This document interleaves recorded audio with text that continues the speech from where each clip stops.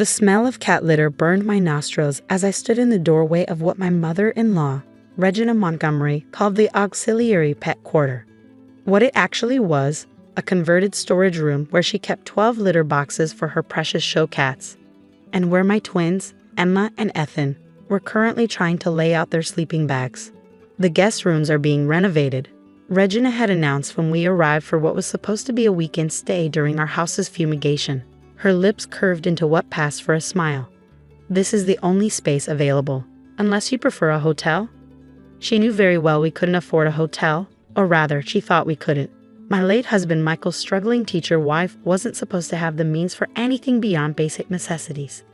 "Mama," Emma whispered, her voice trembling, "it smells really bad." Regina's voice cut through the air like a steel blade. "Well, dear, perhaps if your mother had married more appropriately, you wouldn't have to smell it. But here we are." 7 years of these digs about my profession, my background, my existence. 7 years of watching her treat my children like unwanted strays at her precious animal shelter. "The cats are better bred than they are," I'd once overheard her telling a shelter donor. "At least my Persian has a pedigree." Ethan tugged at my sleeve. "Can't we go home?" "The fumigation won't be done until Monday, sweetheart." I helped him spread out his sleeping bag, trying to find a spot away from the litter boxes. "Just 2 nights." "2 nights too many," Regina muttered, adjusting her designer suit. "Do try not to disturb the cats. They're not used to children." The way she said children made it sound like a communicable disease. "They'll be fine," I said firmly. "They know how to behave around animals." "Do they? Public school children tend to be rather rough." I bit back my response. Soon, very soon, she would learn exactly what this public school teacher had been up to while she was busy breeding cats and condescension. "We have to go, Regina," I reminded her. "The shelter's donor gala starts in 2 hours." Her annual donor gala, the crown jewel of her social calendar. The night when all of upper society gathered to throw money at her prestigious animal shelter while she basked in their adoration. This year marked her 20th anniversary as executive director. Yes, she waved dismissively. "Though I don't know why you're attending. The ticket price alone." "Michael would have wanted us there," I said quietly. That shut her up, as it always did. Her precious son, the surgeon who disappointed her by marrying a teacher, then devastated her by dying and leaving us his life insurance instead of her. What she didn't know was that Michael had left us much more than that. "Very well," she sniffed. "But do something about their clothes. I can't have them looking like what we were. Common, ordinary, beneath her." After she clicked away in her Louboutins, I helped the twins change into their gala outfits, designer pieces that would make Regina choke if she knew we owned them. "Remember what Daddy used to say?" I asked as I straightened Emma's bow. They nodded in unison. "Money doesn't make you better, it just makes you louder." "That's right, and tonight we're going to be very loud indeed." The twins exchanged knowing looks. They'd seen the papers I'd signed last month, had watched me in late-night meetings with the shelter's board of directors. They might be 7, but they weren't stupid. "Will Grandma be mad?" Ethan asked, fidgeting with his tie. "Grandma will be surprised," I assured him. But sometimes people need surprises to learn important lessons. At the shelter's grand hall 2 hours later, Regina was in her element. She floated between donor groups, accepting compliments about her dedication to animals, her impeccable taste in shelter decor, her 20 years of selfless service. If only they knew how selective that service was. "Sarah, darling," she air-kissed my cheeks when we arrived. "I'm shocked you could afford the tickets. And the children? Well, they clean up adequately." The twins stood straight-backed, their matching outfits probably worth more than Regina thought I made in a month. She didn't recognize the brands. She'd never expect us to own them. "We wouldn't miss it," I smiled. "Especially not tonight's announcements." Her perfectly threaded eyebrows drew together. "Announcements? The only announcement is my 20-year commemoration speech." "Oh, the board didn't tell you about the ownership changes." For a fraction of a second, panic flashed across her Botoxed features. "What ownership changes?" "I'm sure it will all be clear during your speech," I said smoothly. "The twins and I have front row seats." "Front row? Those are for major donors only." "Yes," I agreed. "They are." Leaving her sputtering, I guided Emma and Ethan to our table.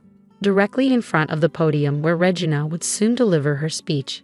The speech she'd spent months preparing, detailing her legacy at the shelter. A legacy that was about to change dramatically. Mrs. Harrison, Thomas, the board secretary, approached with a folder. Everything's prepared for the announcement. Regina, across the room, watched this exchange with growing confusion. She'd never seen Thomas bring me documents before. Never seen me sign anything official. Never imagined I could. Perfect. I took the folder and the security footage. Queued up and ready. The twins squeezed my hands under the table. They knew what was coming. We discussed it as a family, just as Michael and I had planned it for years before his death. Will we still have to sleep with the litter boxes? Emma whispered. No, sweetheart, I promised. After tonight, we won't have to deal with any kind of litter at all. Regina stepped up to the podium, ready to begin her carefully crafted speech about her dedication to animals. She had no idea she was about to learn that treating children like animals came with consequences. Sometimes the best revenge isn't showing people how powerful you are. It's letting them show everyone who they really are first. Regina tapped the microphone, her diamond rings catching the light as she prepared to address the crowd of Alight donors. Behind her, a massive screen was ready to display her carefully curated slideshow of 20 years of achievements. Distinguished guests, she began, her voice dripping with practiced warmth. Welcome to our annual donor gala, as we celebrate 2 decades of my leadership at Silver Paws Shelter. Right on cue, the screen behind her flickered. Instead of her planned slideshow, security footage began playing silently. There she was, forcing her grandchildren into the litter box room, her cruel words captioned for all to see. Regina, focused on her note cards, didn't notice at first, but the gasps from the audience made her turn around. What is this? She demanded. Turn it off immediately. Please continue, Regina. I stood up.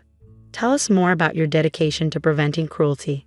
The footage changed to other incidents. Regina turning away families who wanted to adopt because they weren't socially suitable, refusing to let children volunteer because they were too common, making my twins eat their meals in the shelter's break room because they weren't refined enough for her office. This is, she sputtered. Child cruelty, I suggested. Social discrimination, or just another day at Silver Paws under your leadership. The room erupted in whispers. Several major donors stood up, their faces dark with anger. I demand to know who authorized this, Regina's voice cracked.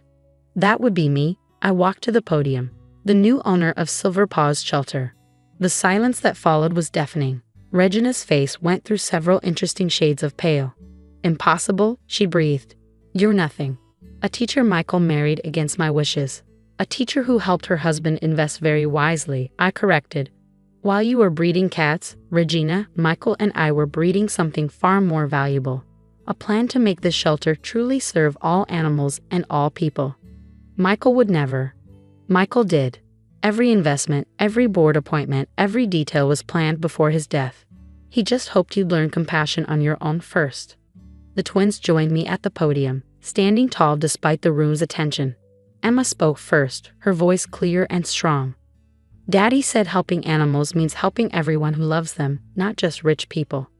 Ethan added, and he said treating kids like animals doesn't make you an animal lover. It makes you a bully. Regina staggered back as if their words were physical blows. The footage behind her showed her latest cruelty with the litter box room, playing on an endless loop. As the new owner, I continued, I'm making some immediate changes. First, the executive director position is being eliminated. We'll have a qualified animal welfare professional running operations, not a socialite. Several board members nodded approvingly. Second, our adoption policy will be based on the ability to love and care for animals, not social status or bank accounts. You can't. Regina started. I can, and I am. Your position here is terminated, effective immediately. However, I paused for effect. You're welcome to apply for our new volunteer orientation program. It starts with cleaning the cat kennels. The irony wasn't lost on anyone. Some donors actually applauded. Thomas, I called to the board secretary, please escort Mrs. Montgomery to her office to collect her personal belongings. The security team will supervise. Regina stood frozen, her perfectly curated world crumbling around her designer heels. Why, she whispered, why humiliate me like this? The same reason you humiliated my children, to teach a lesson about karma. I met her eyes. The difference is, they didn't deserve their humiliation. You earned yours. One of her society friends tried to come to her defense. This is outrageous. Regina has given 20 years of discrimination and cruelty. I cut in. Would you like to see more footage? Perhaps the time she told a little girl her discount store clothes would upset the cats. The woman sat down quickly. Thomas appeared with a box for Regina's belongings. Your office keys, Mrs. Montgomery. Her hands shook as she removed them from her Gucci purse. And if I refuse to leave quietly, then the full security footage goes to every news outlet in the city, I smiled. I'm sure they'd love to hear about your innovative approach to grandparenting. She sank into a chair, 2 decades of iron control finally shattering. Michael knew, all this time, he knew what I was becoming. He knew, I confirmed. He just hoped he'd remember that animals show more humanity than humans sometimes, especially humans who think they're above others. Emma tugged at my sleeve. Can we go home now, Mama? It smells better there than in the litter box room. Yes, sweetheart, we're going home. I turned to the assembled donors. Thank you all for coming. The shelter's new mission statement and adoption policies will be distributed shortly. We hope you'll continue supporting our work, our real work, helping animals find loving homes in all kinds of families. Behind us, Regina began gathering her belongings, her perfect world reduced to a cardboard box of cat figurines and framed awards that suddenly meant nothing.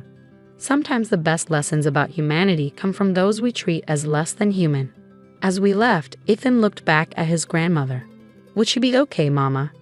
That depends on what she learns from this. I answered honestly. Sometimes people need to lose everything to understand what really matters.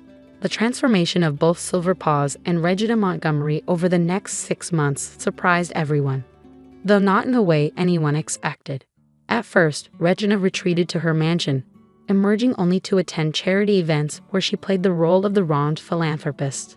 But when her social circle began distancing themselves, no one wanted to be associated with someone who made children sleep with litter boxes. She found herself truly alone for the first time in her life. The turning point came unexpectedly through her beloved Persian cat, Duchess. Duchess is sick, she called one night, her voice lacking its usual imperial tone. The private vet is away and I don't know where else to go. I could have turned her away. Part of me wanted to. Instead, I said, bring her to Silver Paws. We have an emergency clinic now. The Regina who arrived at midnight was a far cry from the polished socialite who'd once ruled these halls. Her hair was uncombed, her clothes wrinkled, and her eyes red from crying. Our new head vet, Dr. Chin, didn't care about Regina's designer purse or social status. She cared about Duchess, who needed emergency surgery. We can save her, Dr. Chin said, but she'll need round-the-clock care for several weeks. I'll pay anything, Regina started, reaching for her wallet. Actually, I interrupted, we have a new program. People who can't afford treatment can volunteer in exchange for care. Volunteer?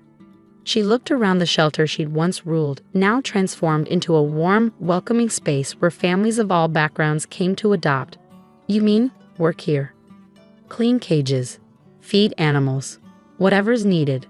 I held her gaze. Your choice. Something cracked in her perfectly maintained facade. I'll do it, for Duchess. What followed was what the staff called the great humbling of Regina Montgomery. The woman who once wouldn't touch a cat carrier without gloves spent weeks cleaning cages, changing litter boxes, and doing everything she'd once considered beneath her. Your grandmother actually smiled today, one of our volunteers told the twins. A real smile, not that scary fake one she used to have. Emma and Ethan, showing more grace than their grandmother ever had, started visiting the shelter after school.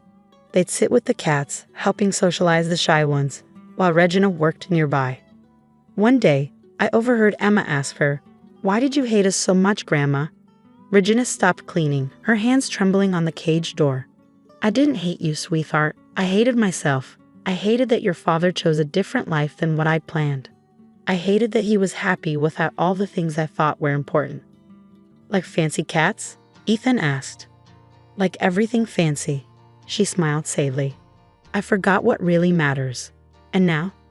Emma pressed. Now I'm learning. From the cats, actually. She gestured around the shelter. They don't care what you wear or where you live. They just care how you treat them. The real breakthrough came during our spring adoption fair. A family in worn clothes but with huge hearts came looking for a cat. The old Regina would have turned them away. The new Regina spent an hour helping them find the perfect match. They'll give that cat more love than any social committee ever could, she said afterward, watching the family leave with their new pet. Later that evening, as we were closing up, Regina lingered behind. I've been thinking, she said quietly, about my house. It's too big for just me and Duchess. Oh, yes, I thought maybe I could donate it for a satellite shelter location for families who can't travel downtown. I studied her face, looking for any trace of manipulation. Found none. That's a generous offer, I said carefully, but it would mean giving up your social status symbol. Status symbols don't purr, she replied, stroking Duchess, and they don't give hugs like my grandchildren.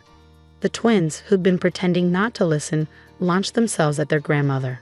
For the first time ever, she hugged them back without worrying about wrinkles in her clothes. Does this mean we can come visit the cats at your house? Ethan asked. Better, Regina smiled. It means you can come visit your grandmother, who happens to help cats. If that's all right. She looked at me uncertainly. I nodded, watching 2 decades of barriers crumble. I think that's more than all right.